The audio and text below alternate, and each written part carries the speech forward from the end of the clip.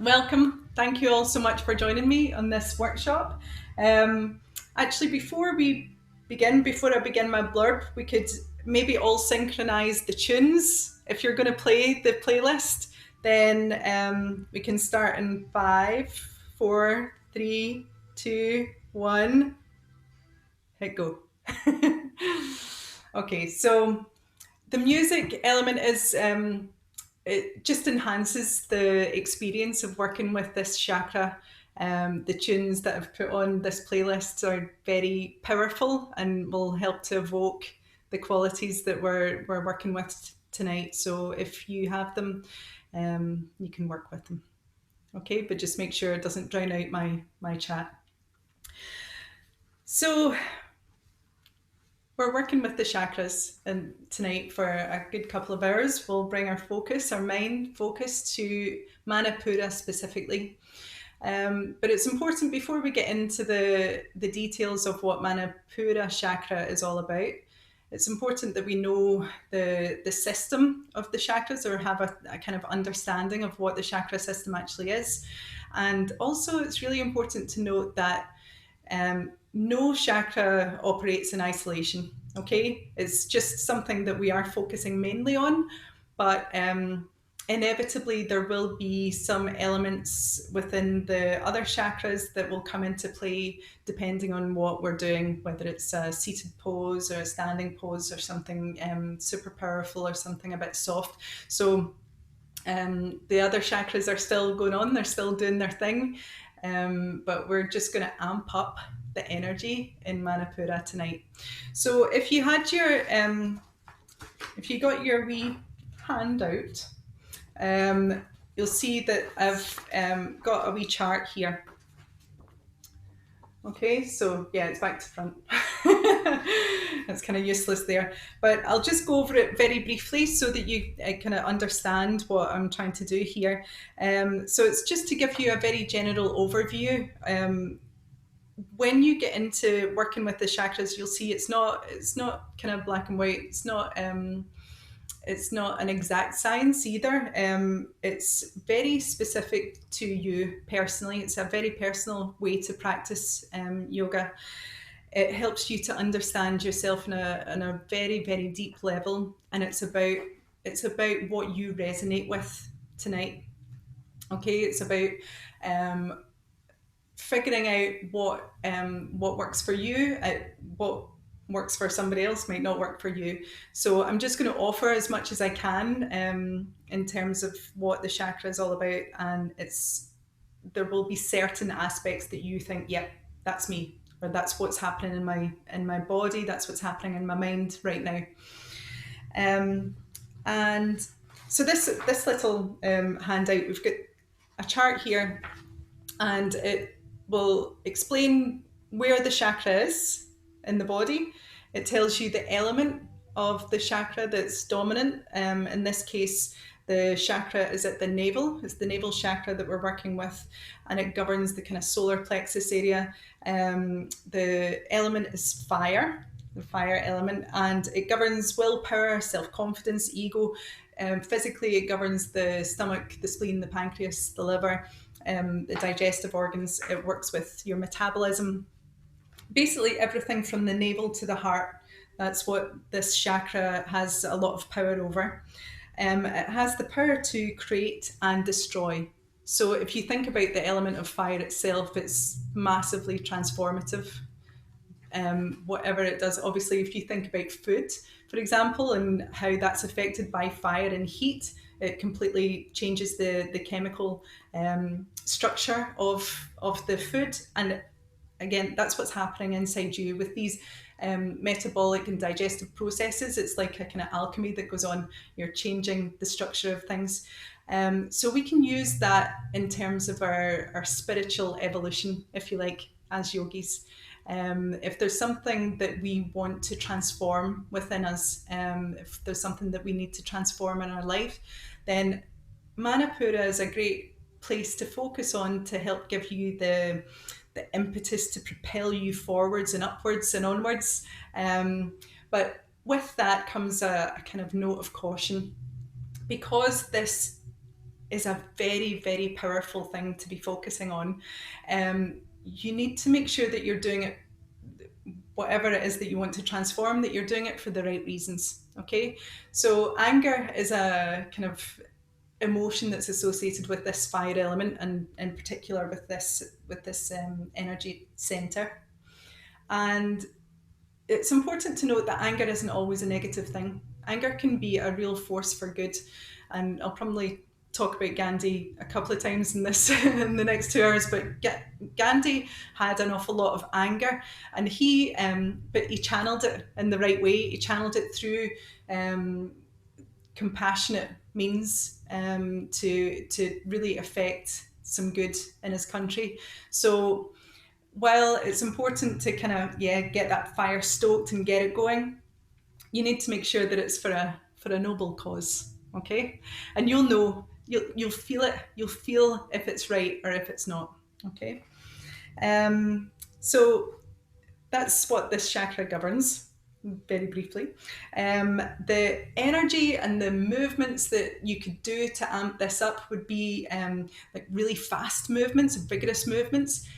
We are not going to be doing too much of that tonight, you'll be pleased to know.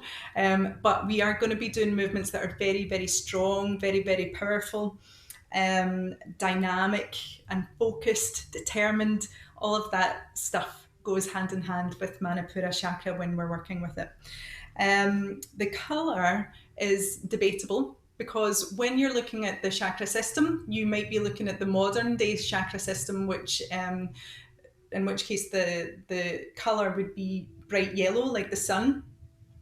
Or you could be looking at the more traditional ways of presenting this or depicting this chakra, and there are different colours within that. It's a red upside down triangle with blue petals, 10 blue petals around about it, and it's kind of orangey around about. Within the square there's also a bit of white as well. So and again, it's subjective. So if you don't resonate with a particular color, if you don't resonate with the color yellow, you might resonate with the color red, in terms of, how that makes you feel deep in this energetic center. And actually, just another wee note on the location of this. Sometimes in modern day depictions, it's the Manipura chakra is up in the solar plexus, so that is above the navel. But actually, traditionally, it's Nabi chakra. That means the navel. Okay, so it's right at the navel, and it's just the force of the area that it covers will also cover the solar plexus area. Okay. Um, so I've written the niyama. So for those who study yoga, you'll know what a niyama is. For those who don't worry. It's kind of observance within yourself. And I've put tapas, and I don't mean the food tapas. Don't know if anyone's hungry. It's kind of tea time, but you'll need to wait. But tapas is kind of, it's one of the 10 commandments of yoga, if you like, and it means discipline. Spiritual discipline, physical discipline, austerities like fasting, that kind of thing. And it also means heat, or to burn. And in that respect, this is a very purifying chakra. So again, if you think of fire, it can definitely destroy, it can burn, but it can also purify. So if you think in terms of gardening or farming, sometimes the farmers will burn the grass in the field in order to purify and to get rid of any unwanted weeds, and then the ash, the minerals, go into the soil and make it richer for new growth. So, so destroying something isn't necessarily a negative thing either. So we can focus on that a little when we're looking at this chakra. The sense of, actually, going back to the lotus, sometimes the chakras are depicted as a wheel. The word chakra actually means wheel. Sometimes it's depicted as a padma, and a padma means lotus flower. And each of the chakras have different amounts of petals. This one has 10. So if you want to imagine a lotus flower in the navel center, then it would have 10 petals. The sense associated with this is your sight. So being very focused and being very clear with your vision is very important. Also, the physical aspects of seeing. And for those of you who do my seasonal yoga classes, you'll know what that's the liver is associated with that too. So it's in that same region. So the Indian and the Chinese kind of traditions do kind of marry up and cross over quite a bit. The scent can be lavender, also cloves, something a bit stronger, a bit more powerful. Um, Music, strong orchestral sounds, which will be on your playlist that we'll hear shortly. Anything that kind of fires you up, so if strong orchestral sounds don't do it for you, probably something else will. And again, that's what you would listen to if you felt like you were pretty weak in this chakra. You would want to amp up your energy, amp up your fire by blasting the tunes that make you feel quite driven. The celestial body that's associated with this is the sun, and that's kind of obvious, big ball of fire in the sun, and that's our star. So we're going to do a nidra practice at the end. It's going to be a very cooling nidra, because this is going to be quite a hot and fiery practice. So it's very, very important that we don't burn out when we're working with this chakra. And you'll probably feel at some points that maybe you've gone too far, and that's you hit burnout. So you want to be able to dial it back. And if you don't dial it back, I'm going to make sure that you dial it back for a good 20 minutes of cooling nidra at the end. But in this nidra, we will be looking at stars and the sun as well. So there's a deity that is associated with the chakra, and this one is Brada Rudra. That's the god of destruction. And again, that's not all bad. And Lakini Shakti, so she's the goddess of granting boons and good wishes. And she also, she's depicted as holding a spear of pleasure. Okay, and that comes from the chakra below, from the Svadhisthana center, and that is all about kind of sensual pleasure, that kind of thing. So she holds that, and she's also a goddess of dispelling fear. Okay, just burning it away, purifying the fear away. And there's a note, not at the end of it. Didn't have enough room. Should have kind of reduce the font size there. But anyway, it's the key of E. So just hitting the key of E on your piano, if you have one. I've got one like just behind here. That's why I'm pointing that way.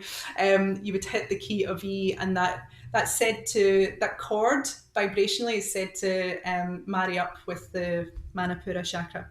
So again, it might really work for you, and it helps to work on all of these kind of things in a ritual sense, just to figure it all out, almost in a scientific way.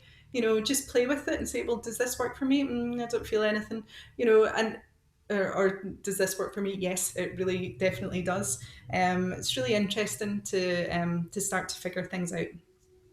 So the practices, the next bit is all about the practices. So we've got meditation, and I've written clear yellow sunshine. That's just one example. You can focus on that in your mind when you're doing your meditation at home. If you want to, again, just amplify the fire in your belly. If you need to transform something, if you need more willpower, then that's the sort of thing that you would do in your meditation. Bastrika and Kapalabhati, we're going to do these two pranayama techniques. There are contraindications to that, so I'll explain that as we do them, or just before we do them. Mantra, we're going to do a little bit of chanting at the start, so don't worry, you're still on mute.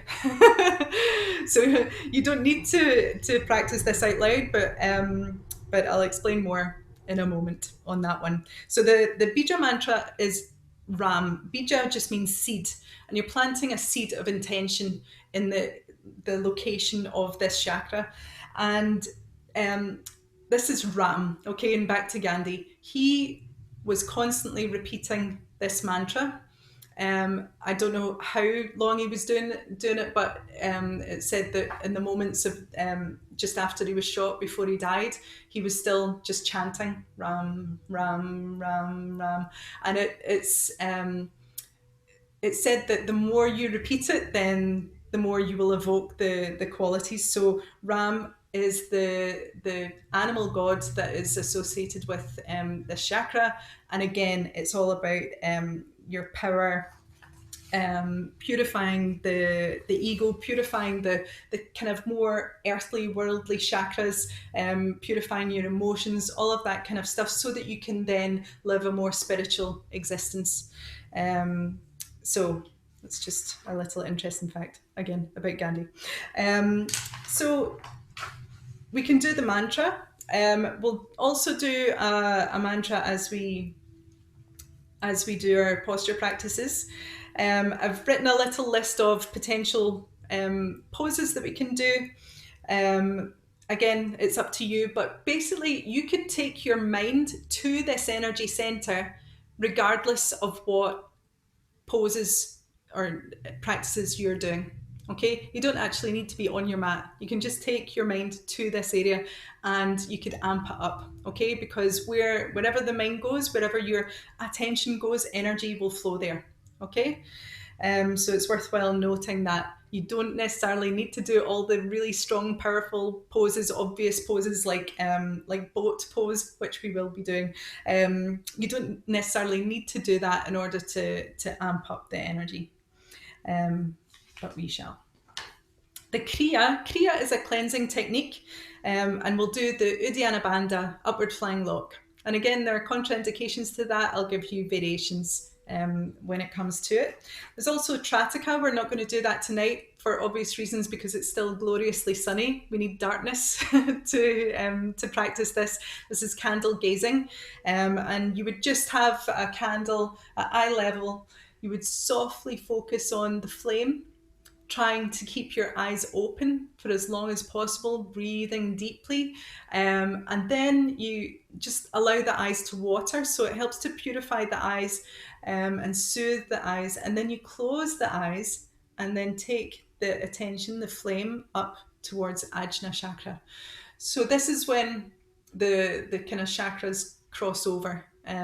So while you're focusing on the fire element, you're focusing on the fire element in order to sublimate, to lift your energy up towards the crown eventually. Okay?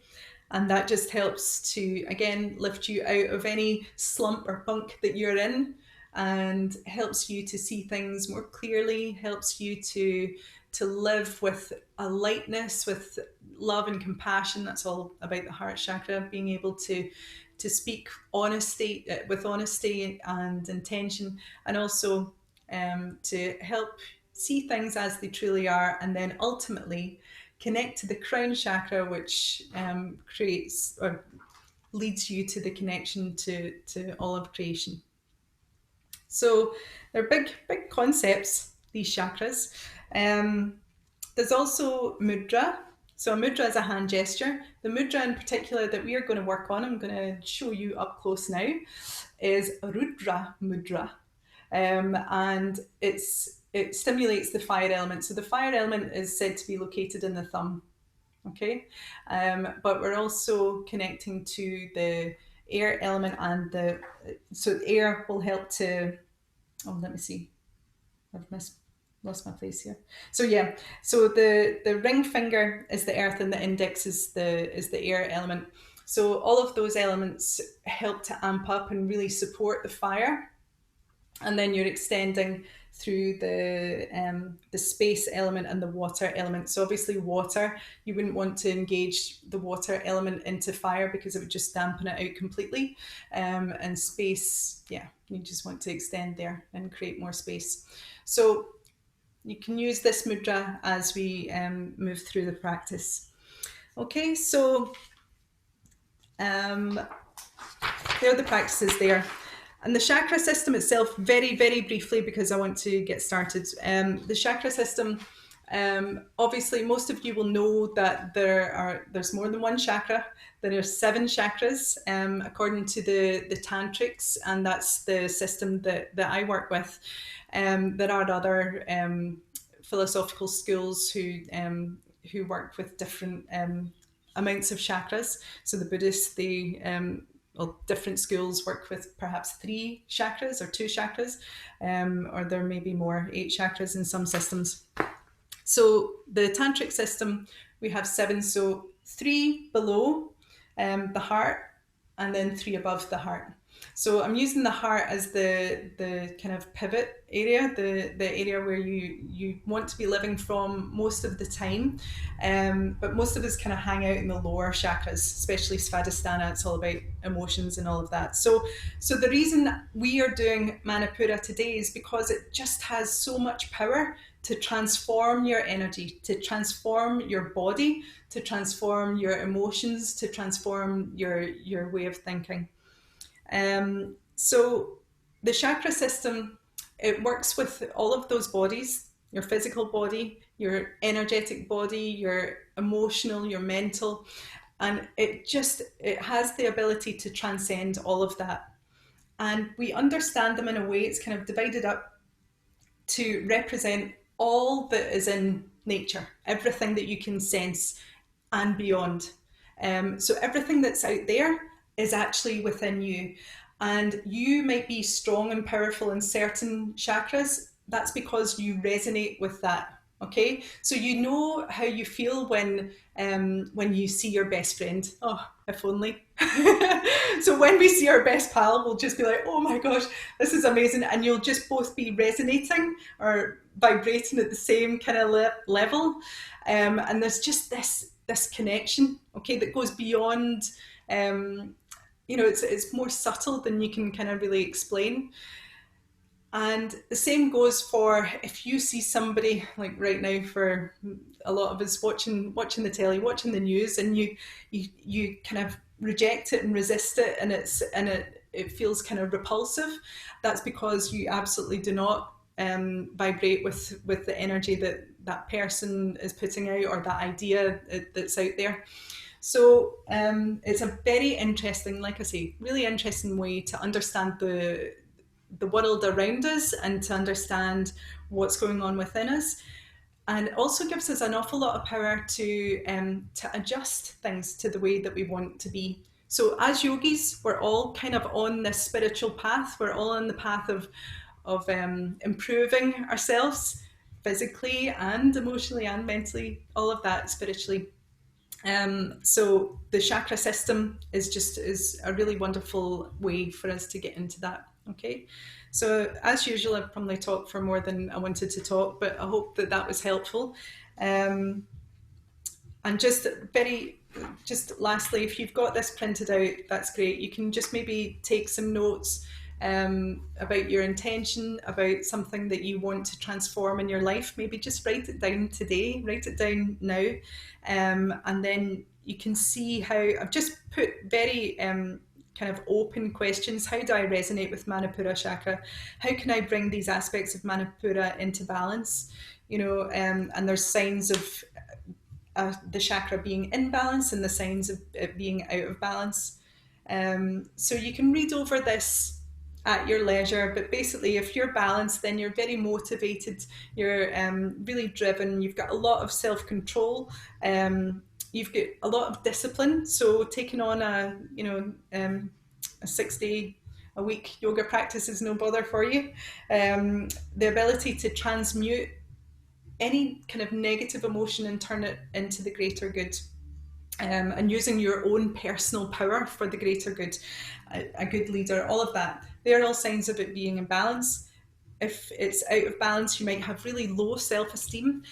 You could just physically feel like very weak there, or like there's a block, an actual physical block in the navel and around about the solar plexus. A lot of us kind of, we live kind of up here, or maybe more kind of out here, and we tend to kind of dampen down a lot of sensation there by maybe eating too much or not eating enough, or just not listening to what our body needs. digestive disorders, using your personal power for selfish gain, all of that, self-serving, laziness, stubbornness, all of that kind of stuff could be examples of the chakra being a bit out of balance. So you'll know what resonates with you in terms of that, and we can use this practice to remedy that. Okay, so we're going to start by just taking a comfortable seat. So I'm going to do that. I'm sure you're already in a comfortable seat. And again, you can ask me any questions about it at the end of class.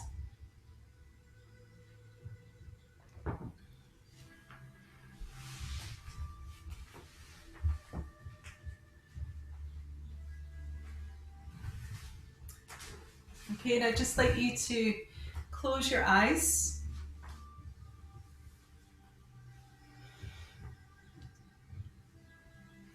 Oh, and I did ask you to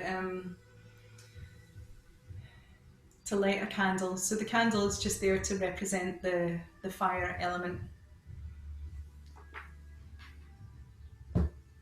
Okay, so just close the eyes and bring your awareness, your attention down towards the navel center,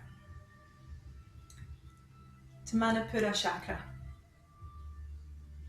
It's known as the city of jewels when it's translated literally.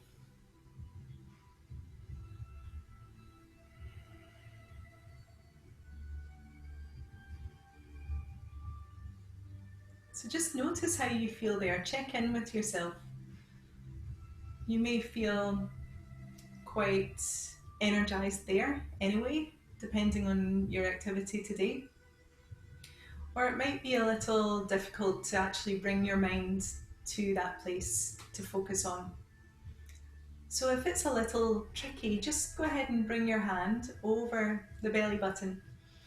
And you can actually press right into the belly button, just maybe slightly above, so the top of the belly button. And that'll give you a point for the mind to focus on. And relax the abdomen as best you can. Okay, so we'll just start breathing with intention now.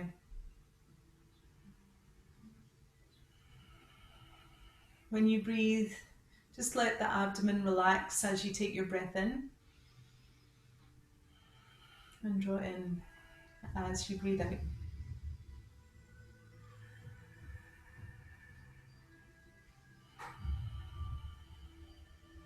If you feel like you can keep your attention there and take the hand away, then you can do that. And I'd like you to take your mudra. So your mudra is where you're pressing the index finger and the ring finger onto the tip of the thumb. Really extend the other two fingers away from you. You can rest them on your lap. The palm can face up. That's a gesture of receptivity. It can also be down if you feel like you're already too amped up in Manipura. Perhaps you're feeling a little bit too angry or too anxious. Then we'll just settle it down and turn the palms of the hands down.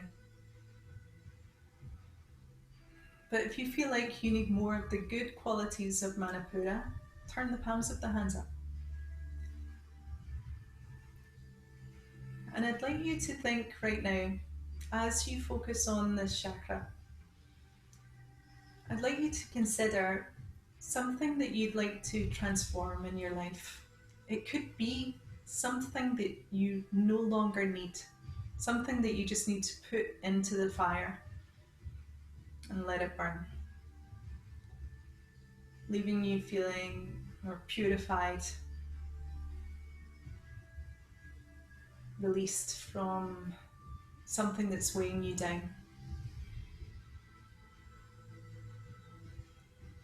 You can start to imagine that there's a sun in your belly. So a bright, shining sun. A bright, pure, clear yellow. As soon as you do that, you might start to feel heat straight away. You might tap into this sense that it's hot at this navel center.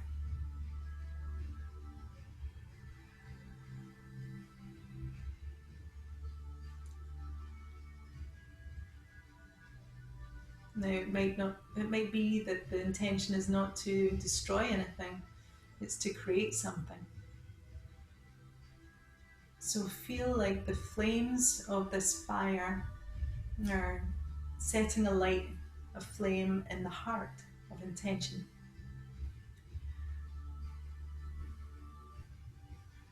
So when you check in with the heart chakra, right in the center of the chest, it helps to keep your intention pure. It helps to keep your intention good, loving, from a kind, altruistic place.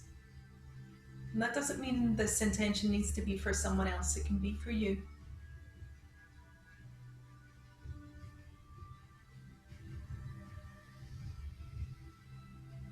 So take a few more breaths here. With each breath, you're fueling the flames of the fire. So you can feel the index finger perhaps pressing a little more deeply into the fire element at the tip of the thumb.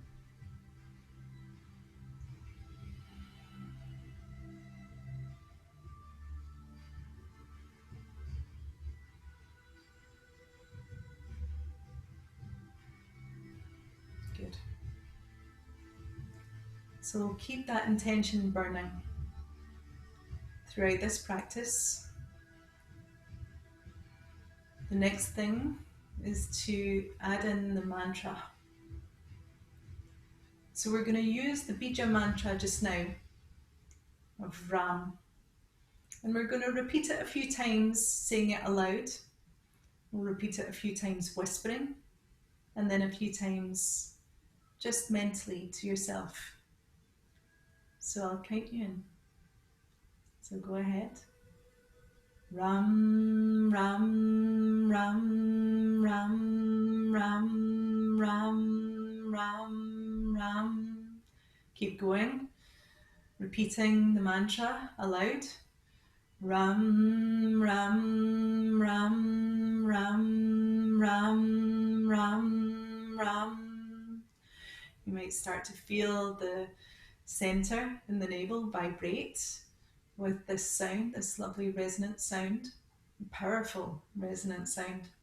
Ram, Ram, Ram, Ram, Ram. Keep going. Make sure the shoulders are relaxed. Heart is soft and open. Ram, Ram, Ram, Ram, Ram. Now begin to whisper, keeping your attention at the navel center. Ram, Ram, Ram, Ram. Ram, Ram, Ram, Ram. Ram, Ram, Ram. Don't forget to breathe in between. Ram, Ram, Ram. Still determined in your focus.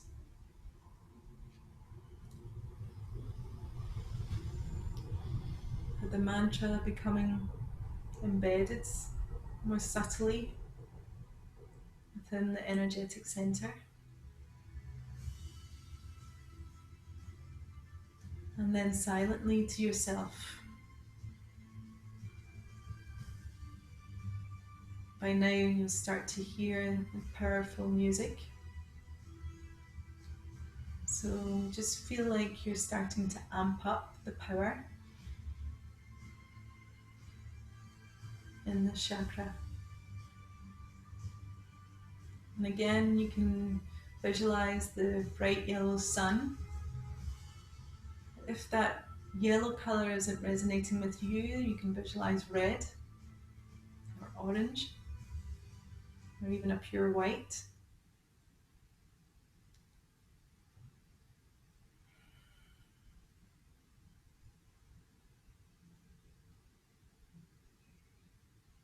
Good. And from here, I'm going to slowly release the mudra, but keep the mantra going if you can. So you can remind yourself to continue to repeat the mantra as you blink the eyes open. I'm going to take our time just moving the body and gently coming up to rise. So we're going to make our way now to the front of our yoga mat.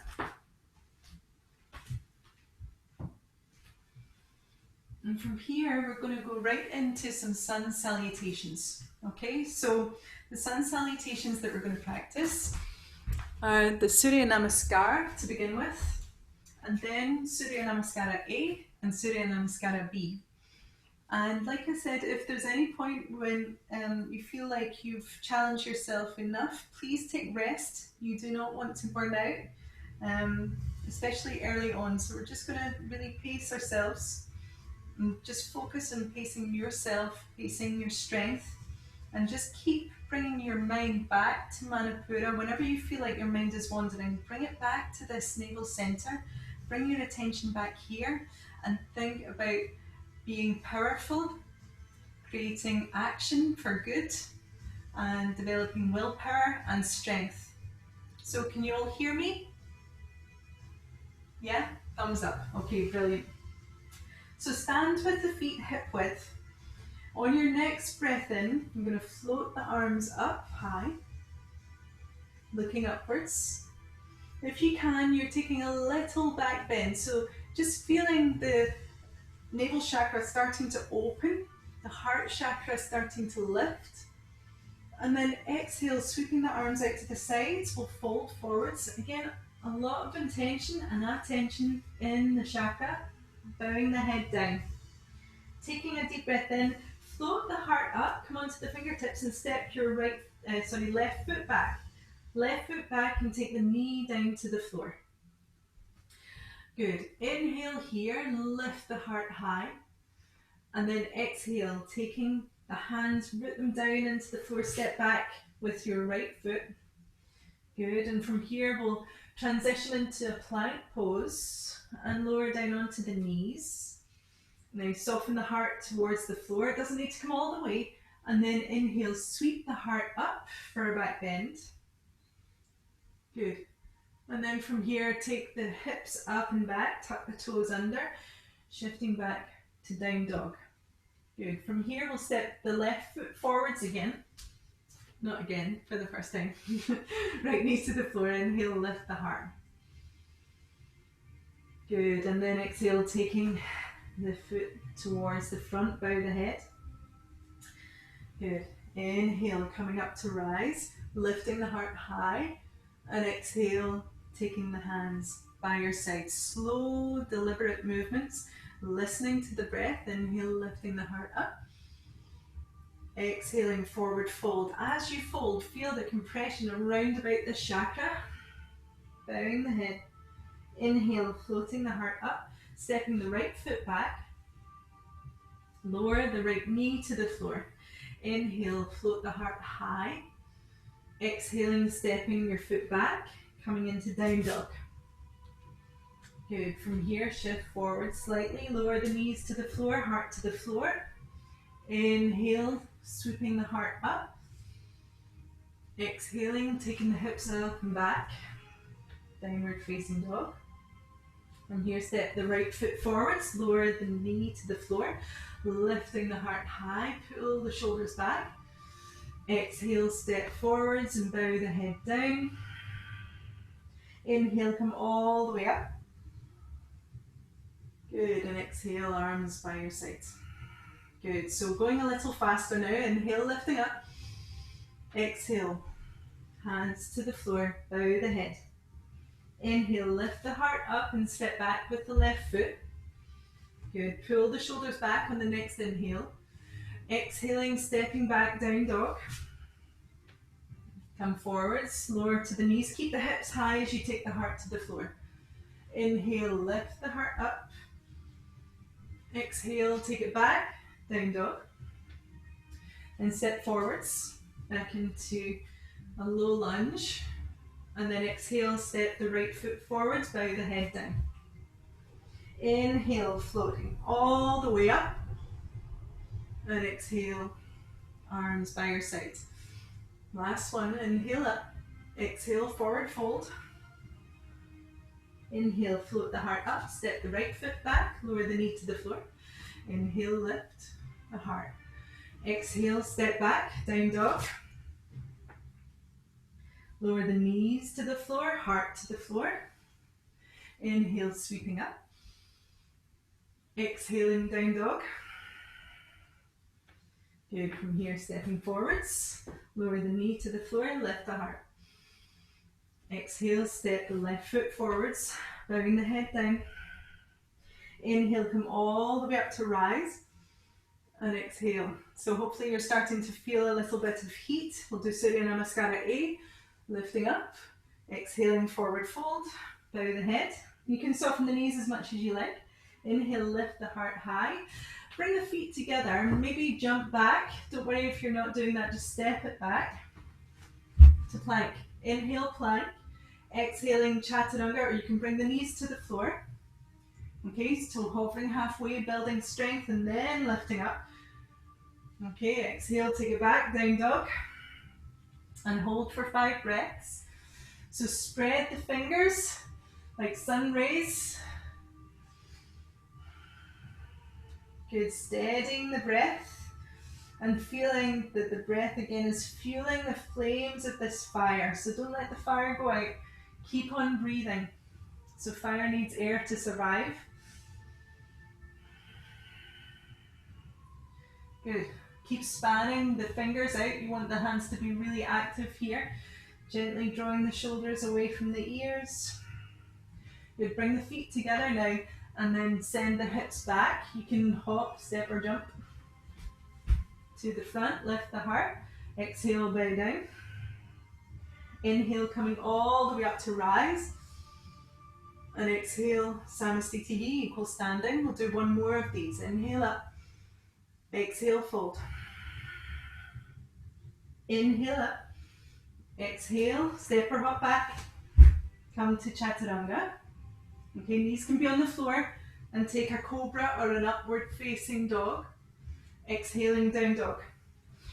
So it might help to remind you to repeat the mantra Ram.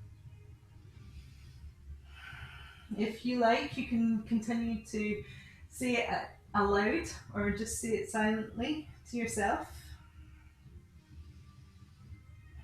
And if the Sanskrit doesn't sit well with you, you can just use an English version, just helping to amp up the power. So you could say inhale power and exhale action. So they're both really strong words for the shaka, power and action. Good, bend the knees, hop or step the feet to the front, exhaling, bow down. Inhaling, coming all the way up. And exhale, arms by your side. Wonderful. So Surya Namaskara B. Now breathe into this heat that you're generating. Bend the knees. Inhaling into chair pose. And then exhaling, forward fold. Bow the head down. Inhale halfway. Exhale, step or hop back. Plank. Chaturanga. Up dog. Remember to breathe. And down dog. From here we'll take warrior 1, Virabhadrasana A. So step the right foot forwards, strong, powerful in the feet. Take a deep breath in as you float the torso up, arms come up. And exhale, hands to the floor, step it back. Coming down. Inhale up, you can take child's pose at any point if it feels like it's too intense. Just keep your mind at Manipura, more important than the poses. The breath is also more important than the poses. Good, so inhale up dog and exhale, find yourself back in down dog, or you can rest in child's pose to catch your breath. Drawing in with the lower abdomen, so that relates to Uddiyana Bandha, but it's only about a quarter of what we're going to do later on. Full Uddiyana Bandha cleansing technique.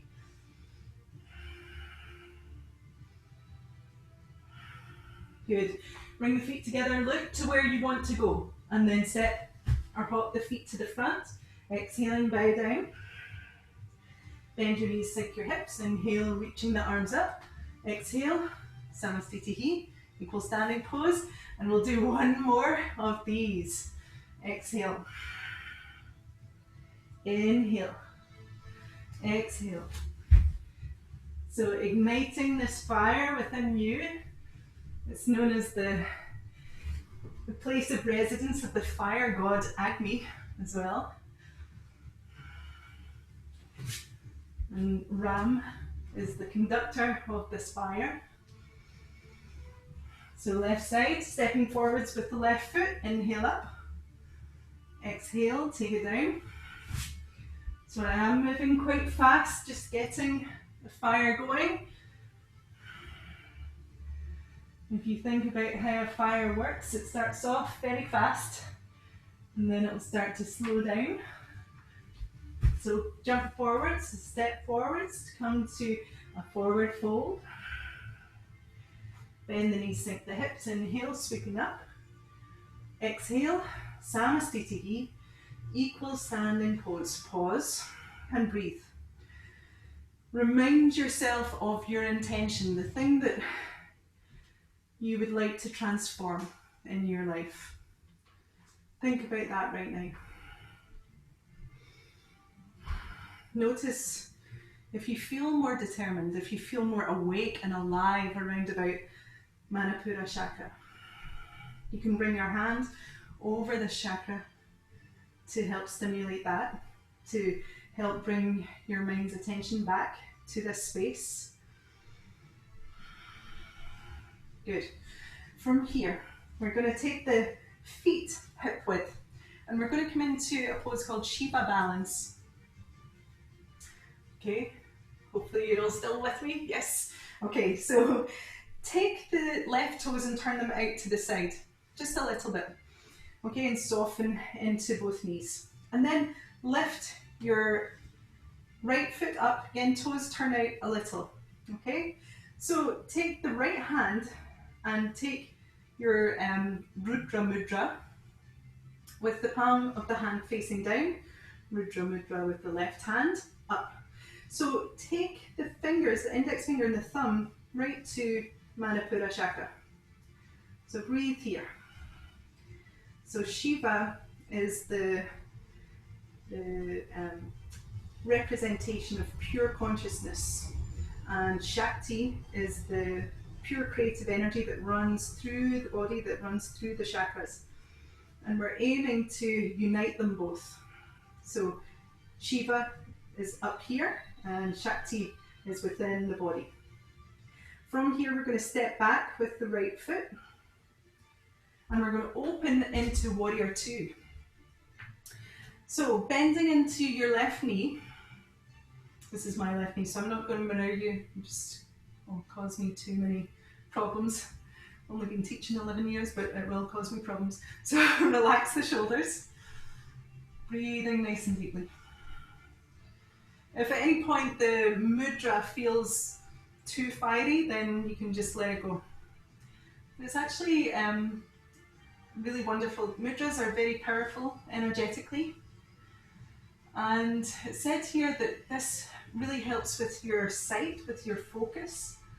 It helps to burn away impurities, again, which amplifies Manipura. Good. So keep relaxing the shoulders and keep breathing.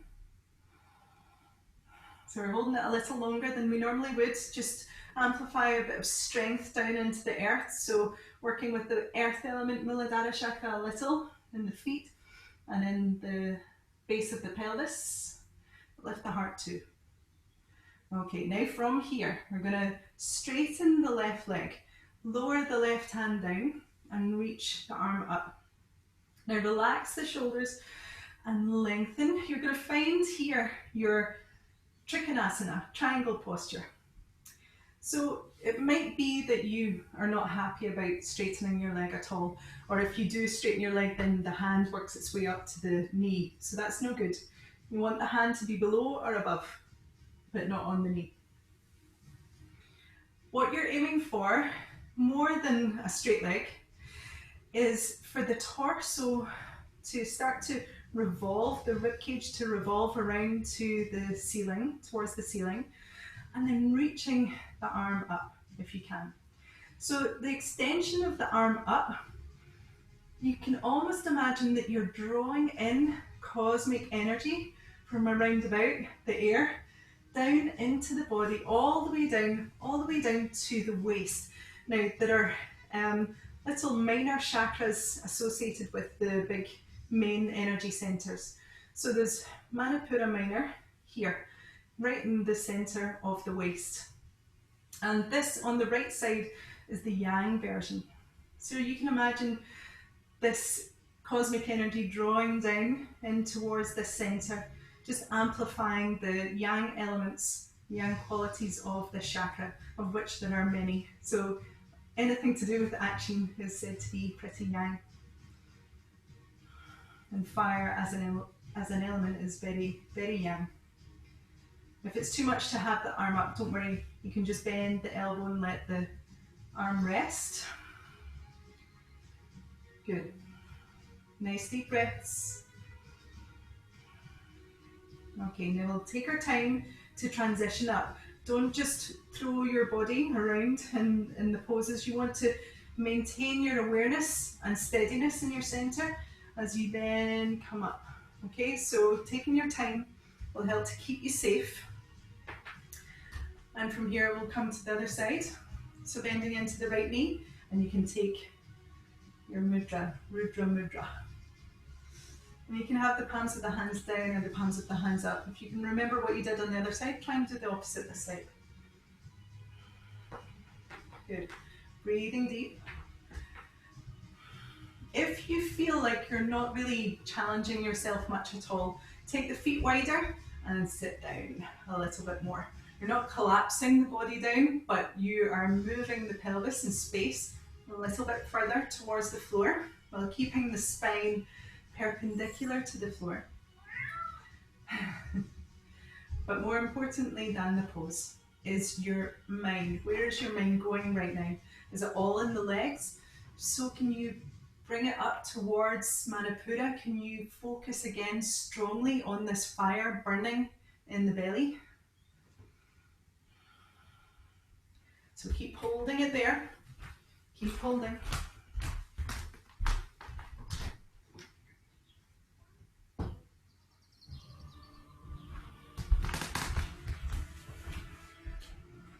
Good. Couple more breaths. And again, if you're playing this music, just channel the strength of that. It might evoke qualities of being very strong and powerful. If that's something that you wish for yourself, you can really tune into that. And then just work on straightening the leg, lowering the hand down, leaning the body back and reaching up. Find your triangle, find your Trikonasana. This time focusing on the center of the left waist. So the yin qualities of your Manipura chakra, you can imagine the embers of a dying fire, okay? When the fire is moving very slowly, almost like in slow motion, and there aren't any big flames anymore, but it's all very slow, almost molten bits of wood or coal, whatever it is that's burning. So this would be more about control. Okay, something more restrained than the active side of your Manipura chakra. It would be focused and controlled, but also benevolent. So if you think about your ego, the good aspects of your ego, the positive aspects of your ego, that would be in the yin side of your Manipura chakra. And again, if it feels too intense in the arm, you can just lower the arm. If you're okay with it, lifting high, you can keep it high. Good, steady breathing, don't forget to breathe. Again, just imagining the cosmic forces being absorbed into the body through the energetic network called the nadis. They are subtle energy channels that just crisscross, intersect all around the body, and the chakras are where a cluster of them intersect. And around about Manipura there are many. So just bring the arm down, soften the knee, take a deep breath in, coming up, take your time, back into warrior two. From here we're going to turn the torso around to face the back end of the mat, and we're going to slowly come into Shiva balance again, this time lifting the left leg. Okay, so take it forwards, lifting the left foot up, taking the left hand, send that hand downwards and send the palm of the right hand upwards, touching the thumbs, the index finger against the navel.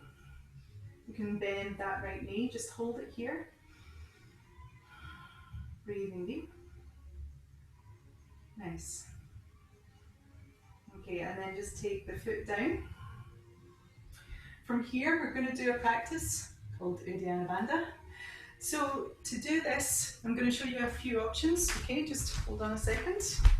Come to the front of your mat. Feet are just slightly wider than hip width, sorry. I have a pesky cat, keeps coming in and out. So we're coming here to a sort of half crouching position. And this position is really beneficial to the abdomen because it lets the abdominal wall relax, which means you can really let the belly out. Okay, so don't worry, just go for it. Let the belly out. And from here, what we're going to do, if you have an Uddiyana Bandha practice, I'd like you just to go for it. Okay, just go ahead and go for it. And you can do as many as you like, but do them fairly slowly with a lot of intention in Manipura and flushing energy up. And this is the purpose of the Uddiyana Bandha. It's to sublimate and lift the energy up, up, up towards Sahasrara. Okay, so we're burning away all of the stuff that we don't need, and we're just transforming our energy for the greater good. All right, and physically what we're doing is you're taking a deep breath in through the nose. Now I'm just going to demonstrate first, or talk you through it first, and then exhale through the mouth. And you send out as much air as possible. Once you have nothing left in the tank, then you suck the belly in. You don't actually breathe in, it's like a mock inhale. So you're not taking any air in through the nose or through the mouth, it's just you're sucking the belly in and up. And it creates a kind of vacuum. And you'll feel this sense of flushing energy up. So as much as you can, just imagine that flushing up as you're holding the breath out. And then whenever you feel like you need to come out of it, you're relaxing that abdomen and taking a nice deep breath in, holding the breath in for a moment, and then breathing out through the mouth. Now don't worry, I'm going to talk you through it because there's a lot to remember. If you have any contraindications, and that is if you're pregnant, if you are if you have any heart issues, if you have anything at all going on in the abdomen that doesn't do well with compression, like inflammation, IBS, anything like that, I'd like you to not do that. What you can do instead is just let the belly relax and breathe out, and just gently draw the belly in. Okay, really simple. So inhale, let the belly come out, and exhale, draw the belly in. Also, if you have any migraines or suffer from headaches, again, do the more gentle version instead, okay? But if you want to do the full version with me, I'll talk you through it now, okay? So, deep breath in, deep breath out. Send all the air out. Then, when you're ready, you're just sucking the belly in and up, okay? And as you do that, you're straightening the arms, and that just supports the spine. You're holding the breath in, okay, or holding the breath out, I should say, and the belly draws in. And then whenever you need to, you're relaxing the belly and then taking a, so there should be this sense of whoosh, bringing the air in, okay? And you can hold at the top of that inhale again, just feeling the energy lift up, and then exhale, let it go, Okay, so I'm going to demonstrate it. If you're totally lost, confused, I'm going to show you what it looks like. For everyone else, you can just go ahead and practice.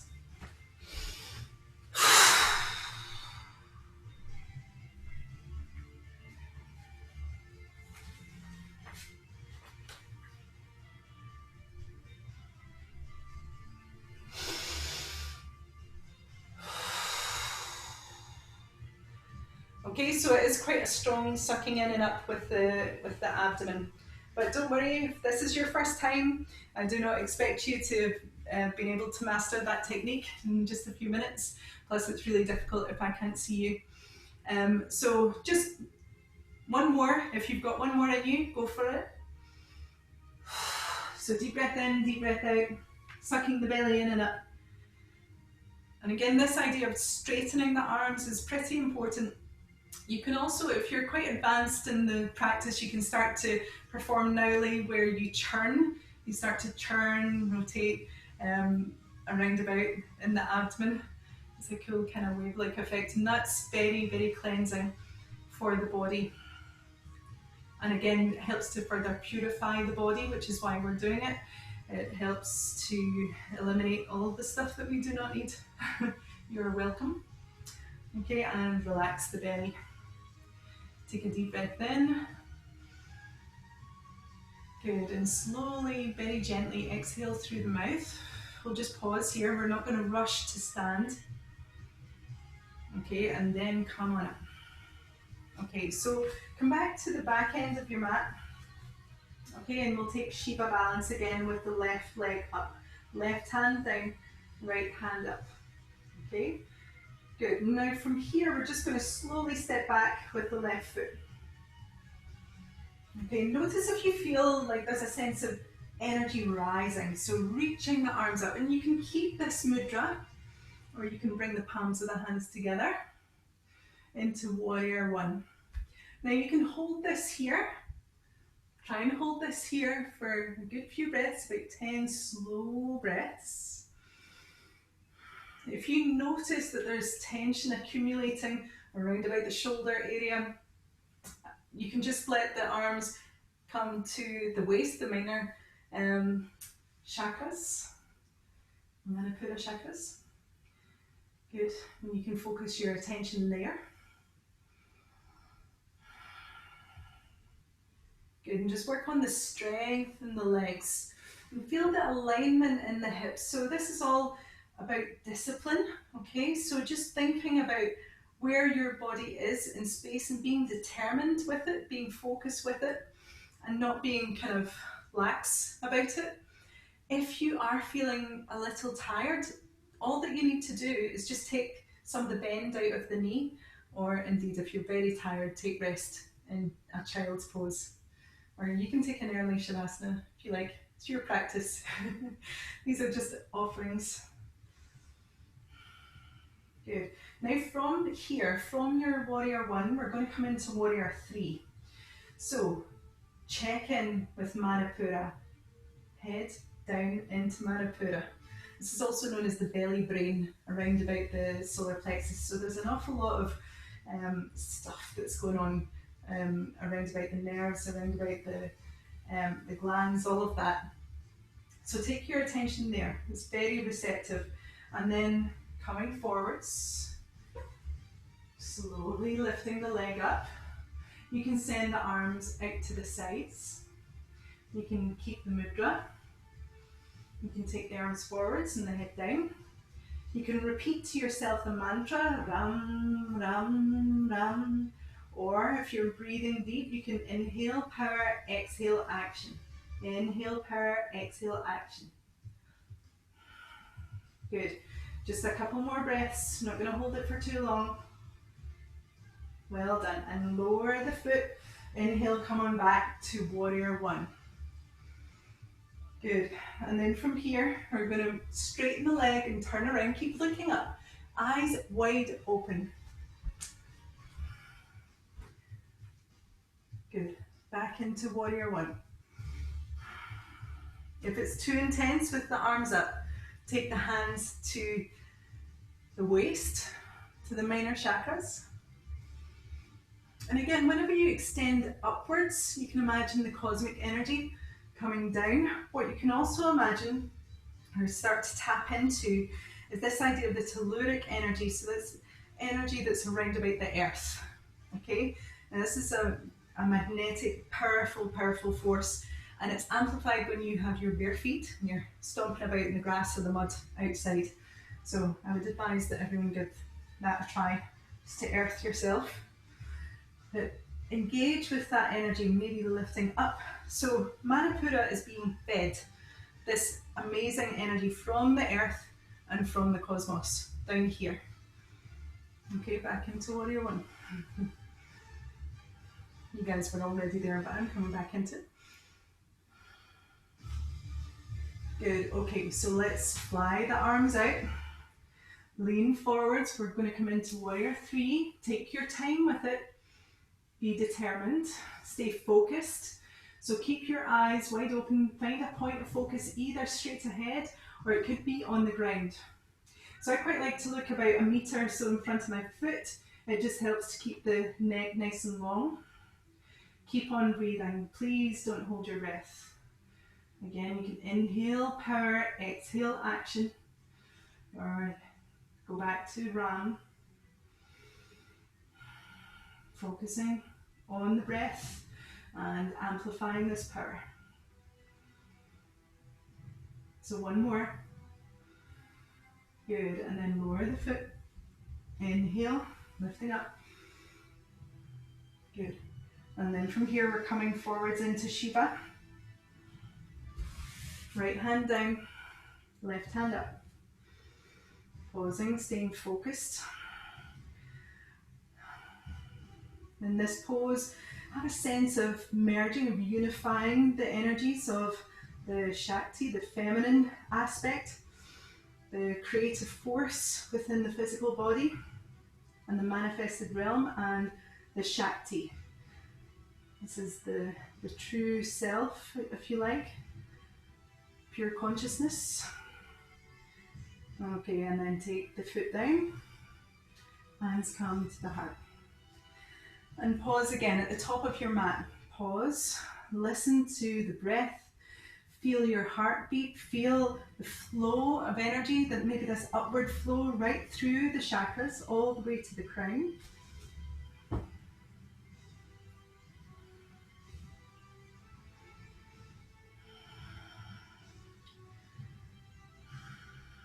Good.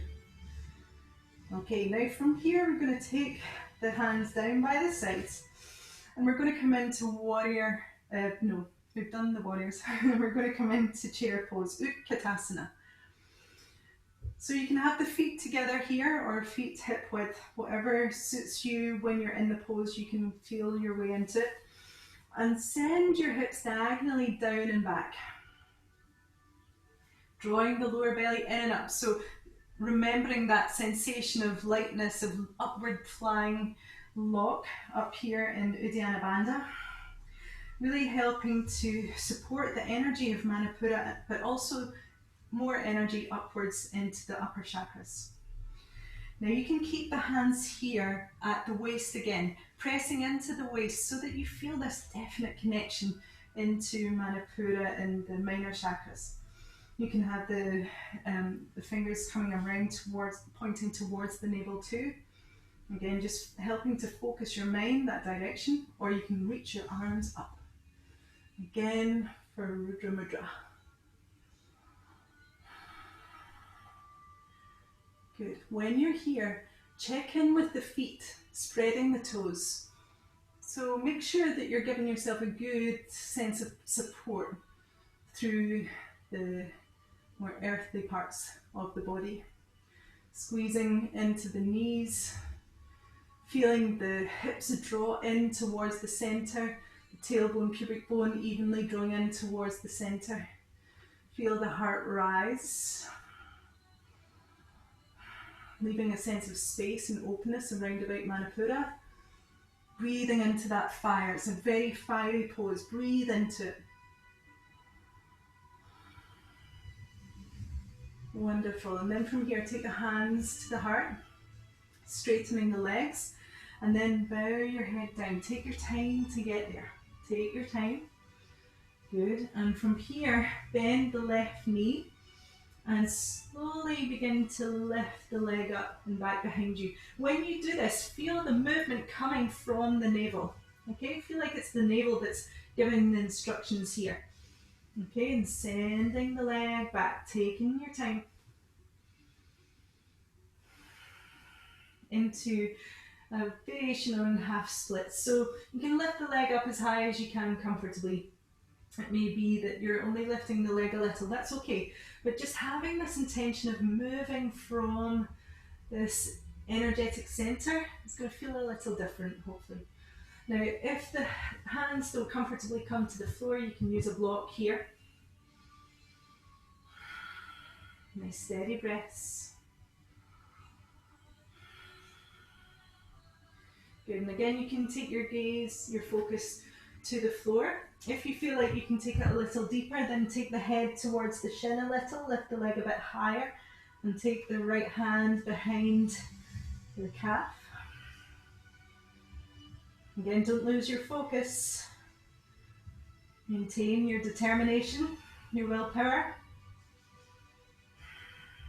Good, and then take the hand down and slowly bring the leg back in. Take your time to bring it back there. Have your feet hip width and soften the knees and just let the head dangle. And just sway side to side, a little bit of respite. Okay, and then from here we'll do the other side. So very slowly lifting the right leg up. As though the movement is coming from the center. If you need to start again, do it again. Take the left hand behind the calf muscle as an option, or you're welcome to take the hand to the block. Try and keep your hips aligned, so don't compromise the pose by opening across the hips. It kind of takes the effort out of the abdomen. You're putting a little more effort in, digging a bit of effort in. Okay, couple more breaths here. You can soften the knee of the standing leg a little. And then lower the leg down. Lovely. Okay, now from here, and just take your time to sway.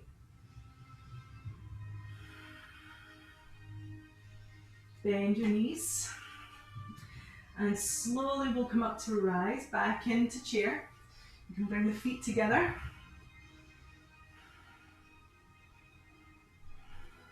Hopefully you've got the music at a good volume. Good, again checking in with your foundation. If you can, try and sit down a little lower. Whoa, feels a little bit different.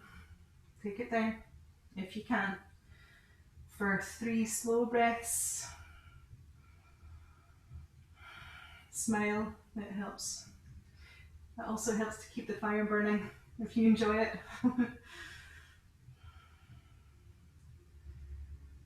Good, okay, slowly take it up to rise. Ooh, okay, back to Samastitihi, equal standing pose. Give yourself a moment. Connect back to the heart's intention. Or perhaps back to that thing that you want to burn. The thing that does not serve you well, the thing that's weighing you down. The thing that's keeping you back from your spiritual evolution, your personal journey.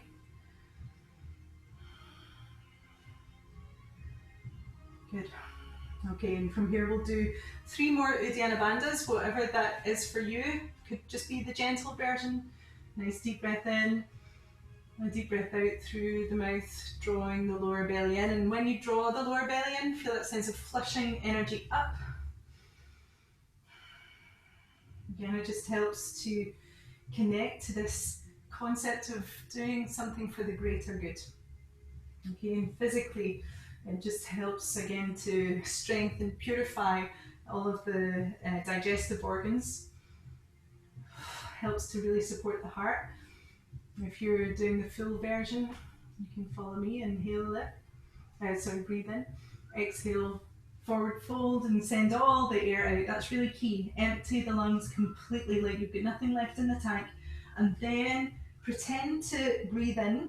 The belly will automatically kind of suck in and up.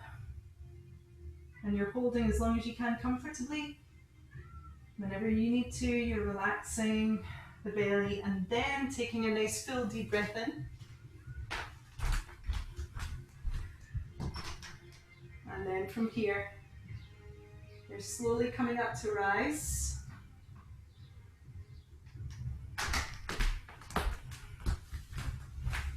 Coming back to Samastiti.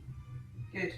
From here, we're going to come down into a squat. So take the feet wide and the toes out to the side. From here, come all the way down. Coming all the way down. Good. And just hang out here for a moment. This is a lovely pose to come into. Just as often as you possibly can, try and take this pose. It will help to just open up the lumbar area, the connective tissue around about the lower back. It really helps to open and stretch there. And it gets deep into the hips. It helps to keep the hips nice and open. Works into the inner thighs too, that tend to become quite tight. Okay, and it's a nice transitional pose too. So from here, we're going to take our time to sit down and then bring the feet together. So we're going to take a boat pose. Yay! So hopefully you're feeling really fiery by now. If you feel like you're burning out, I'd like you to take this version, okay, which is one where you're lying back. Do this as well if you have any issues around about your lower back. It feels quite nice. So resting on the forearms, just exhale and draw the lower belly in and up. See if you can keep the lower belly in that position, kind of still. Try and keep it as still as possible as you send your attention with the breath, intention with the breath, more fully up into the rib cage. So feel the ribs expand a little more. And then see if you can lift the legs up. You can spread the toes. When you spread the toes, it helps to fire up the belly a little more effectively. And you can hold it here. You can straighten the legs. It's easier with the legs higher and more intense with the legs lower. You might even need to just take it back a notch. Okay, see how it feels actually easier on the elbows. Okay, or you're coming up like this. Okay, so just come out of it for a moment. That is the pose that you're going to enter into. You choose one. Another choice that I'm going to give you now is to practice this with Kapalabhati. So Kapalabhati is another breathing technique called skull shining breath, and it really helps you to feel that the radiance of the sun throughout the whole body, and in particular up into the crown chakra. So this breathing technique, I'll just demonstrate it quickly, it's like short, sharp exhales. And I should have said before, but you might need a tissue for this. Now the inhalations just happen naturally in between the pressed out exhales. And you can do this for as long as you can comfortably, okay? There might be a point where you think, no, I'm getting a bit dizzy, this doesn't feel good, then just drop it and go back to a nice deep rhythmic breath, okay? This is again just an offering, but I'll just demonstrate it just now.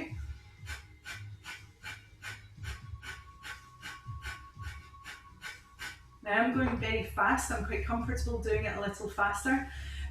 For some, if you're just starting out, I'd encourage you just to do it a bit slower like this.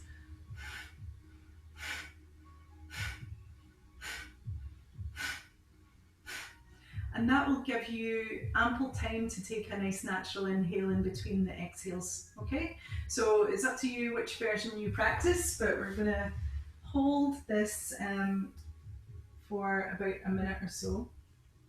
Okay, I'm just gonna time it so that I don't let you off easily. No, I'm kidding. I'm terrible with my time, so I'm gonna I'm gonna practice that. So come on up into your version of boat. So it could be on your elbows, or it could be this, with the hands behind the knees. It could even be here, but you can start your breathing technique.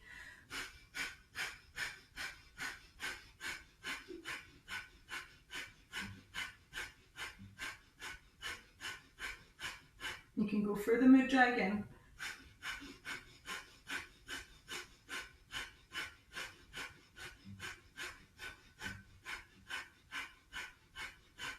Smile.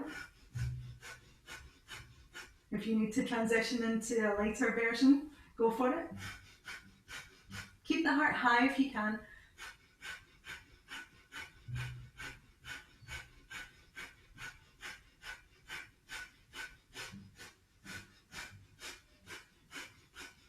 Okay, well done. Now we're just going to very slowly come up. If you were back on your elbows, take your time to come up. Now you need to just observe the effects of the practice. Now that's a very powerful, powerful breathing technique. Now pause and just feel the effects of that. So what that technique does, which you may feel if you were practicing it, it really helps to switch on the abdominal muscles.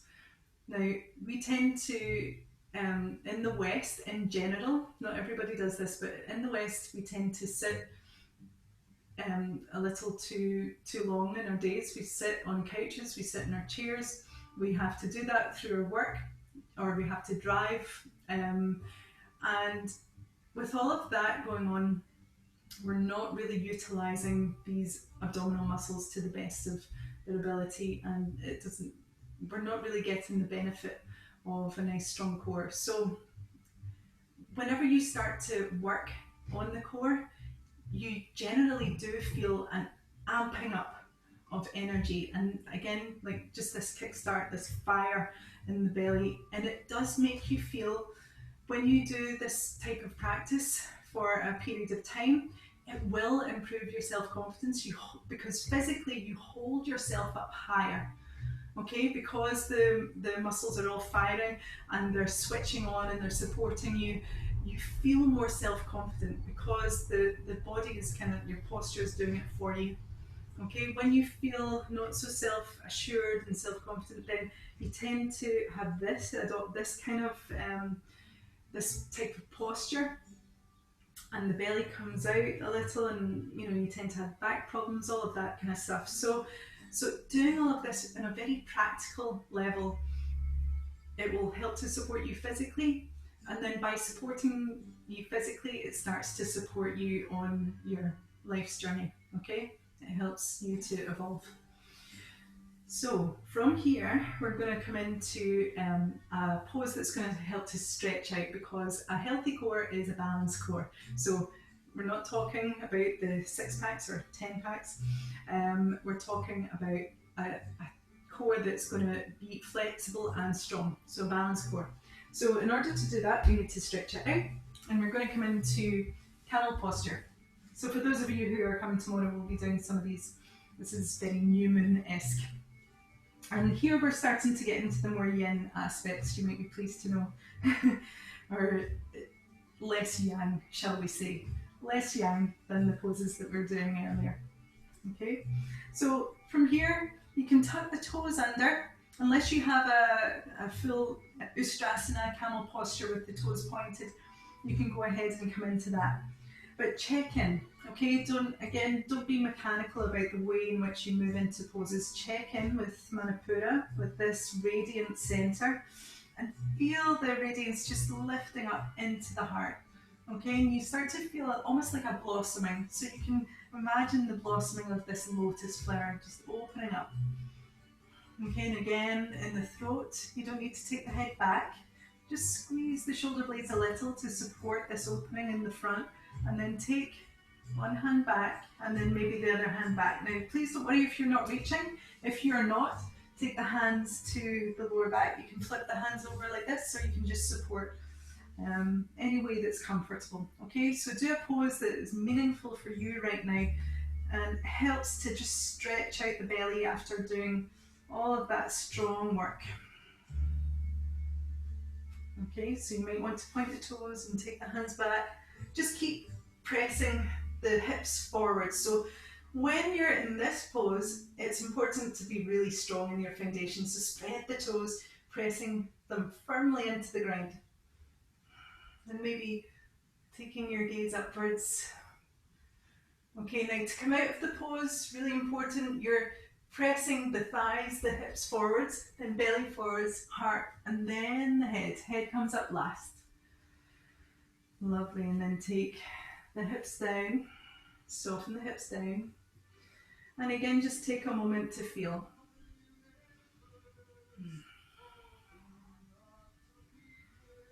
Good, and this back bend, all back bends really are quite allergic. That isn't the word that I wanted to use at all. They stimulate the sympathetic nervous system, which will make you feel quite alert and alive. Electric, not allergic. That was the word. Okay, and then from here we're going to walk the hands forwards. Make sure, as you walk your hands forwards, make sure that there are no obstacles around about you. I've got my mallet beads here, that was to count the rams, all of the mantras. So come on forwards. Now here we're going to come into another back bend called Dhanurasana, which means bow pose. If this isn't available to you, if you're not able to catch the foot, then I'd like you just to take a locust pose, Shalabhasana instead. It's still quite hard working. You're taking the hands out to the side, you're lifting the legs up, and you're feeling the chakra, Manipura chakra, actually merge with the floor. Okay, and again, you can imagine that telluric, the earthly energy, just drawing in and up into that sunshiny chakra. Okay, but if you're able, you can take Dhanurasana, so taking hold at the ankles if you can, and then beginning to lift. Now please breathe when you're here. You might feel quite a strong pulse in the solar plexus. It's a very powerful connection to the chakra. Okay, now if you have the room and the capability and the willingness, then you can roll onto your right side. Okay, still keeping the pose, but we roll onto the right side. Now you're keeping the head off the floor, but you're just turning to look to the side, not down at the ground. And then maybe lifting your gaze slightly up. Okay, and then take it back to center, and then roll over onto the left side. Good, and again having that sense of opening across the front of the body, just feeling that radiance all around the torso, maybe up to the head from Manipura. And then bring it back. Wonderful. And then release. And take a rest. Forehead to the hands. Deep breaths.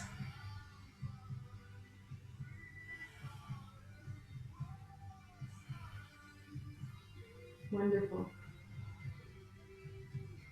Okay, and then just take the hands underneath the shoulders, come up to rise. And then ease your hips back to come into child's pose, Balasana, with the arms extended to begin with.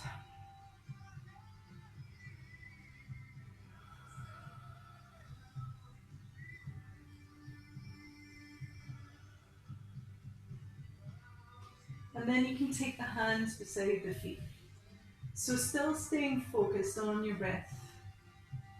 Feel like you're breathing into your whole body. Revitalizing, energizing all of the cells. And again, they'll be very receptive to that because of how warm we are, because of the fire that we've been stoking.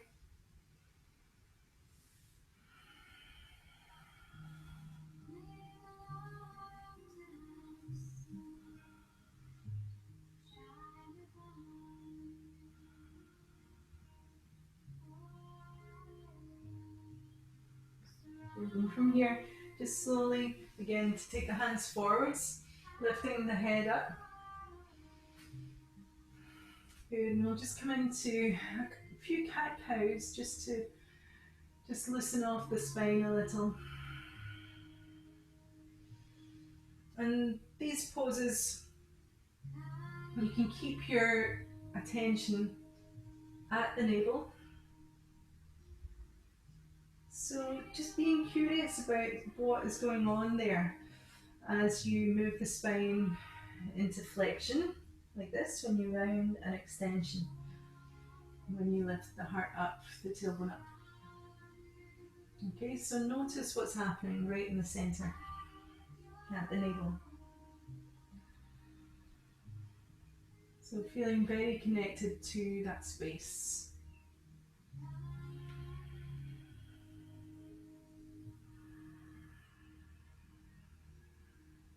And tuck your toes under, shifting your hips up and back.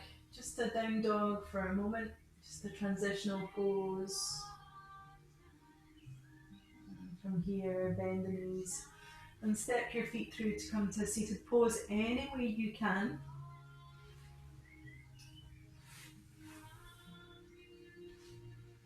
Good. And from here, we'll just take a seat. A comfortable seat. You might want to sit on a block.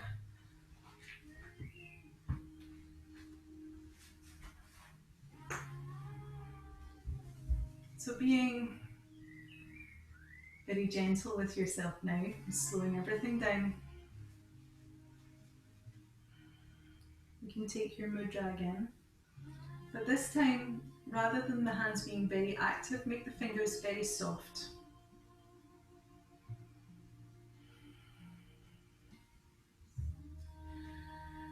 And I think for this moment, we'll leave Bastrika.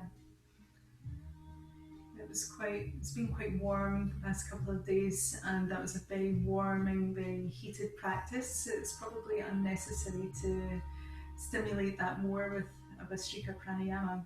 Instead, we'll just focus on a nice smooth inhale and exhale. You're welcome to hold the breath a little at the top and a little at the end. And this will just have a nice settling effect on your nervous system, preparing you for rest, which is so important when you're working your body in this way, when you're working your energy in this way. For some of us, it's very easy just to keep going, keep pushing. You might have a lot of kind of earthly energy, stamina, and then you just burn out. So everybody burns out sooner or later if they operate on that level. So it's very important to address that within your yoga practice so that you can put it into practice in your everyday life.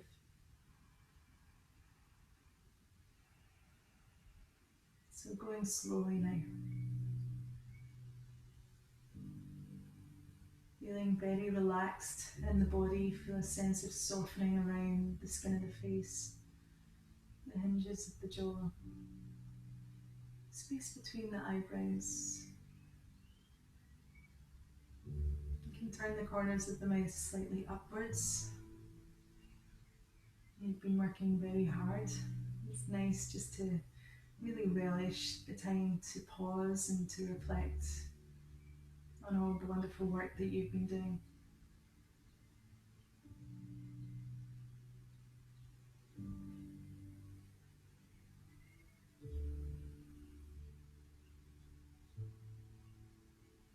And at this point, I'd like you to just take your attention down to the base of the pelvis. If you can sense where the tailbone is, this is the chakra, the location of the Muladhara chakra, the earthly chakra. And it's known to be the seat of the Kundalini. And Kundalini is the serpent snake. Sometimes it's depicted as a snake. And it lies dormant, usually. But we're doing these practices to ignite the Kundalini Shakti and to wake up this element that's going to help us to eventually connect to our highest self, our true self. So taking your attention there, this is the root chakra, four-petaled lotus at the base of the spine. It's the colour red. You might feel it as you're sitting here. It vibrates very slowly, and keeps you nice and steady. It's all about survival instinct. And then we move up the chakra to the sacral chakra. And it starts at the sacrum but moves out from the body, just above the pubic bone. This is Svadhisthana, depicted as a six-petaled lotus, orange in colour.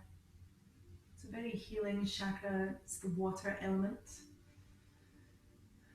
Most of our emotions kind of lie in this area.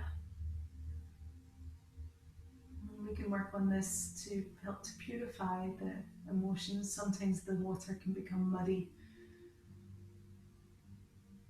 But what we're looking for is a nice steady flow of emotions, not to become stuck.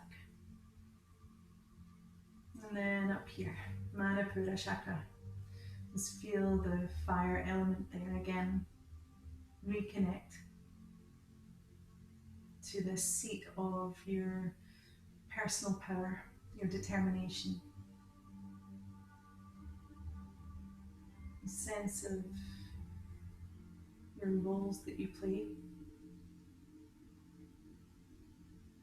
your focus, your strength. So we can use this strength to drive us forwards, to ignite and lift. And let the flame in the heart, in Anahata chakra, burn more brightly. So moving up to this chakra, depicted as the colour green, 12-petaled lotus. This is the centre of love, compassion, forgiveness, empathy, altruism. It's said to be the seat of Swabhava, your true nature. So if this is your true nature, you can see how important Manipura is in helping to purify any fears that's going on in Muladhara chakra, or anything muddy that might be going on around about Svadhisthana. So we're purifying here, uplifting, so that the Kundalini can rise further up to Vishuddha in the throat, 16-petaled blue lotus, all about speaking your truth, being honest with yourself. And again, this is about purity, so closely linked to Manipura. And then we come up to Ajna, the command centre, the third eye. So here we're coming up into the area of your wisdom, of your intelligence, your ability to see things very clearly. So in Anahata, the element was air, and then Vishuddha, space, and then here we get up to the ether. And then Sahasrara is beyond all elements. This is the 1,000-petaled lotus at the crown of the head, depicted sometimes as white, bright white light, or violet, or gold.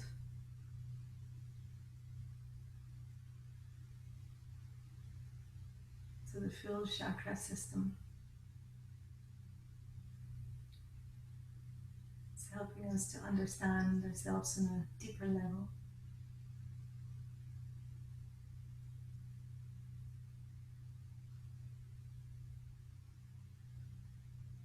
Helping us to check in with ourselves if we feel out of balance, can assure ourselves that we are on the right path by doing these practices. So now you're going to take your time to lower the body down into Shavasana. I'm going to read to you a Yoga Nidra that will help you to feel more balanced, a little cooler after being very warm, hot, fiery. We're going to consolidate our energy and heal what needs to be healed when you take this rest. So lying on your back,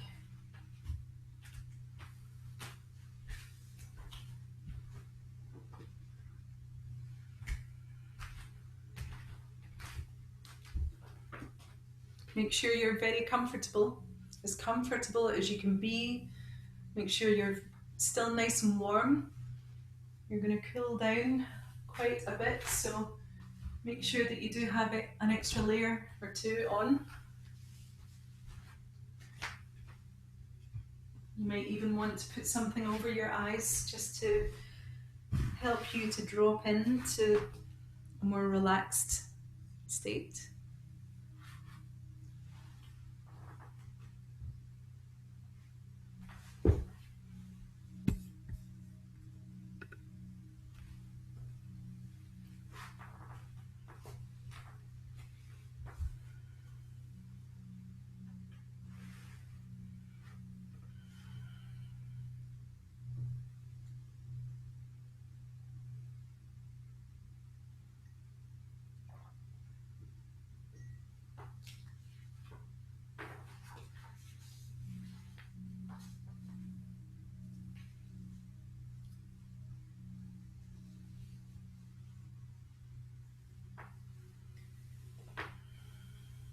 So, welcome to the practice of Yoga Nidra. Welcome home. Lie down on your back and take time to arrange your body so that you feel well supported. And place any cushions or pillows under your head and wherever else suits you so that you feel absolutely at ease.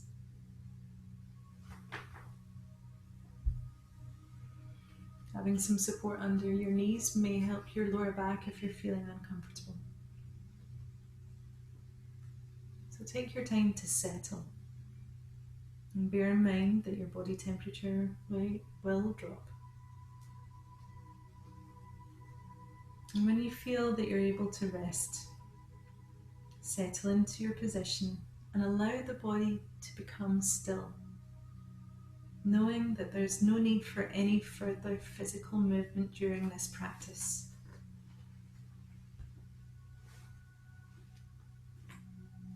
Experience the state of zero desire for movement. And if that state is not present, then make whatever adjustments are necessary so that you feel super comfortable. The ideal state for physical body during Yoga Nidra is zero desire for movement. And if the desire to move does arise during the practice, simply watch it. It will probably go away and you can remain still.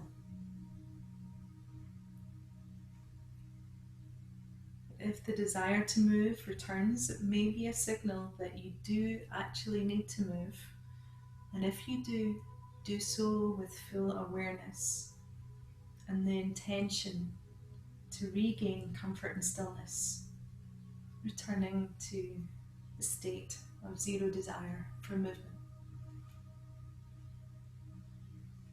Now become aware very precisely of the position in which you're lying.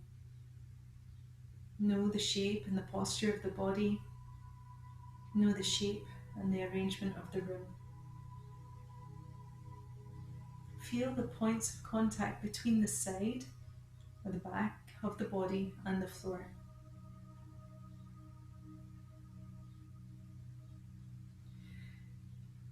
Be aware now the gentle rhythm of the natural breath.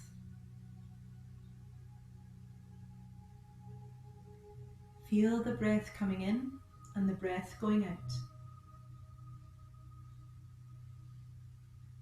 If the breath moves freely and easily through the nostrils, breathe that way. But if it's more comfortable to exhale through the mouth, then you can do that. Let whichever is the most comfortable and easy way of breathing arise naturally.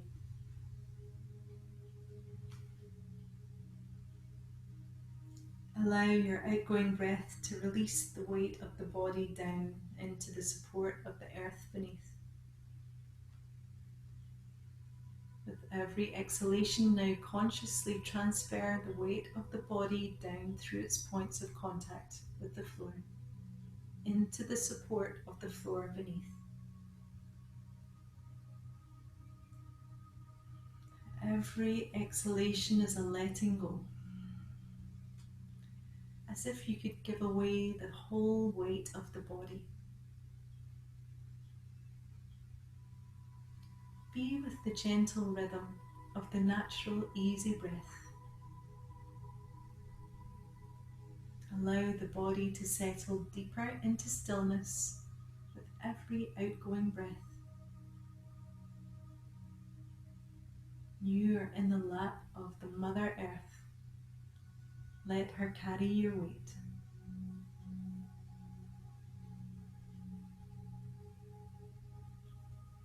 Now take a moment to observe the stillness and the quietness of the body.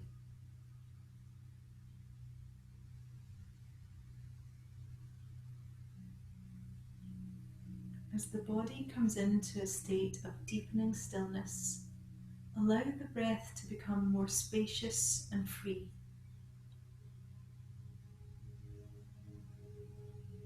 Feel the gentle movements of the breath.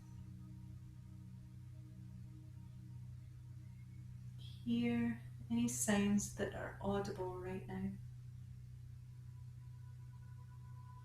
And let the focus rest with the intimate sound of the breath coming in and going out, the sound closest to you.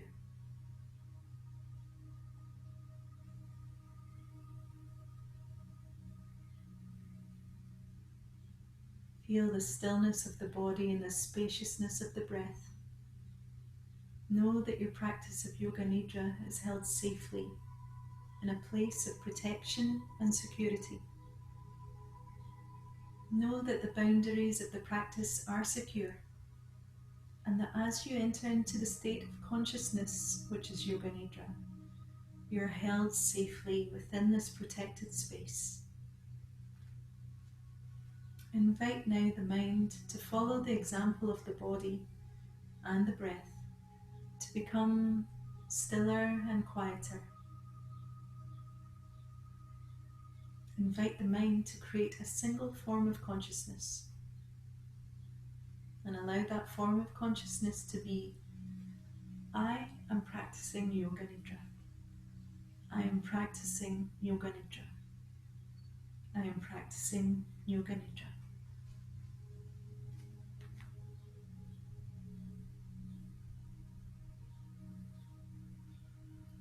On your next exhalation, breathe down as if the breath could enter into the space of the heart. Feel as if the heart herself is breathing. Evoke there in the heart a feeling of thankfulness, a sense of gladness simply for the opportunity to practice Yoga Nidra. Feel this gladness as a gentle warmth that radiates from the heart. Breathe into this warmth and be thankful for the opportunity to practice Yoga Nidra. And as the mind enters the heart, hear the breath of the heart as if it were the voice of the heart's own wisdom. Listening to the breath of the heart, there are two ways to be with it. You can repeat your own sankalpa, your intention. If you have your own positive intention or affirmation, a heart's prayer, a resolve, then allow this affirmation to be repeated over 3 times in the present tense with full awareness and feeling. Or you can simply rest in receptive relationship to the heart's guidance. Be open now to whatever wisdom may come through to you on the breath of the heart, and welcome it.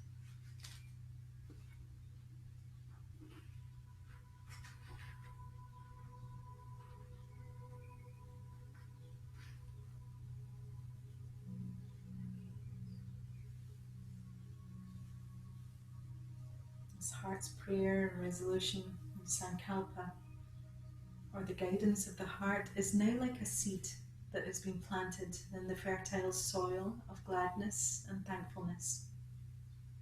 It's surely already growing and thriving, starting to manifest in your life. And now take your attention back to the physical body and prepare to guide the mind around the body as if the light of the mind's attention comes to shine on each part of the body in turn. Whilst the mind travels freely, following the instructions, the physical body remains motionless and takes deep rest. Allow for the light of the mind's attention to take the form of bright stars. As consciousness travels to each part of the body that is named, place a star on that part of the body, leaving it to twinkle there.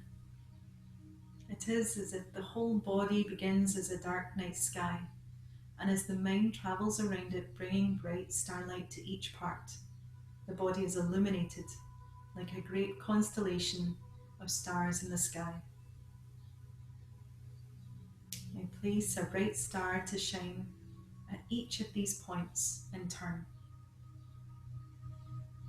Crown of the head, eyebrow center, throat, right shoulder, right elbow, right wrist, right thumb, index finger, middle finger, ring finger, little finger. Inside the right wrist, inside the right elbow, inside the right shoulder, throat, left shoulder, left elbow, left wrist, left thumb, index finger, middle finger, ring finger, little finger. Inside left wrist, inside left elbow, front of left shoulder, throat, center of the breastbone, left breast, center of the breastbone, right breast, center of the breastbone, the navel, pubic bone, right hip bone, right knee, right ankle, right big toe, second toe, third toe, fourth toe, fifth toe, inside right ankle, inside right knee, inside right hip, pubic bone, left hip, left knee, left ankle, left big toe, second toe, third toe, fourth toe, fifth toe, inside left ankle, inside left knee, inside left hip, pubic bone, navel, center of breastbone, throat, eyebrow center, crown of the head,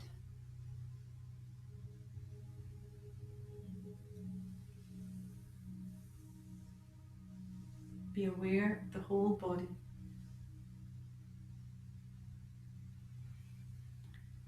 Be aware now of the whole body.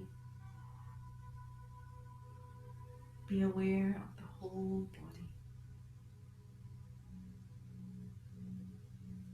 Be aware of the stars twinkling now along the whole of the right side, the foot and the leg, the arm and the hand, the whole of the right side, twinkling with the light of conscious awareness. Be aware of the stars twinkling now along the whole of the left side, the foot and the leg, the arm and hand, the whole of the left side. Bring the light of the mind's attention to shine now inside the body, starting with the root chakra, moving up, igniting, lighting up all of the chakras in the body. Let the light here shine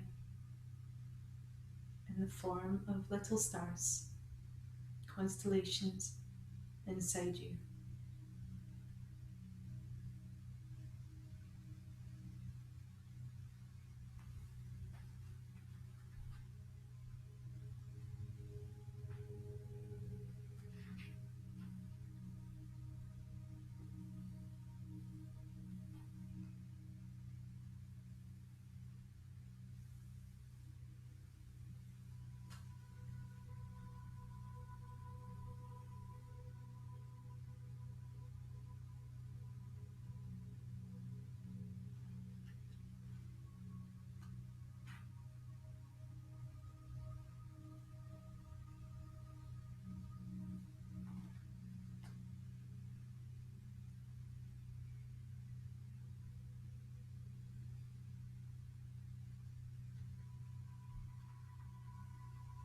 Now begin to direct the focus of your mental attention back into the space of the heart. Hear the heart's breath and know that it carries the voice of the heart's guidance. Listen now to the guidance of the heart's wisdom, or repeat the words of your own sankalpa, positive affirmation or intention. Repeat it again to yourself with full awareness and feeling 3 times.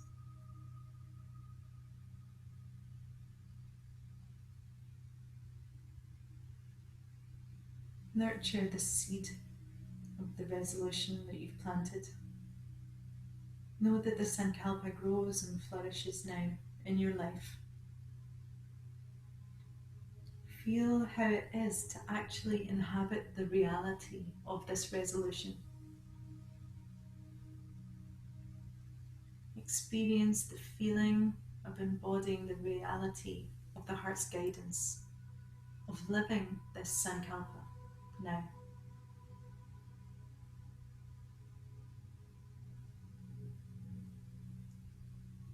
Remind yourself, I have been practicing Yoga Nidra.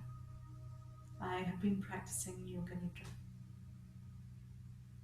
Know that the practice has been held safely around you in a place of protection and security. Know that this practice is protective, nurturing, and healing. Be aware that the protection and the blessings of this practice come now with you into your everyday life.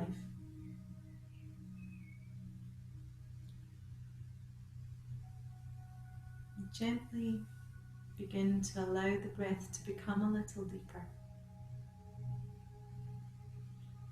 a little more audible, so that you can hear the sound of your own breath entering and leaving your body. Listen to this sound. Sense now that each inhalation is a waking breath, bringing vitality and strength to the body.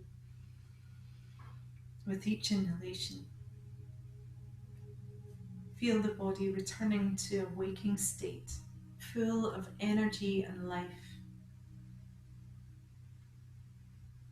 With each inhalation, remind yourself of the strength and the power that you can invoke within you You have the power to do this.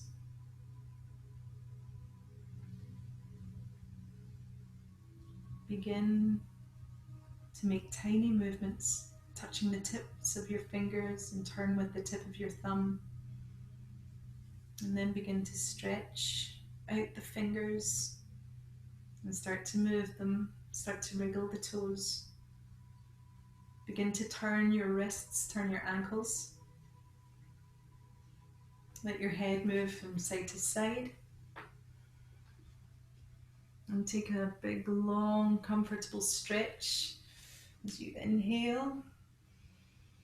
And as you exhale, just hug your knees gently in towards you. Give yourself a lovely hug in.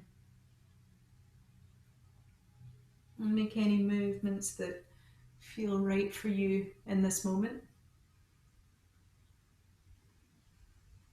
And roll onto your side and pause until you feel ready to sit up. The practice of Yoga Nidra is now complete. Hari Om Tat Sat.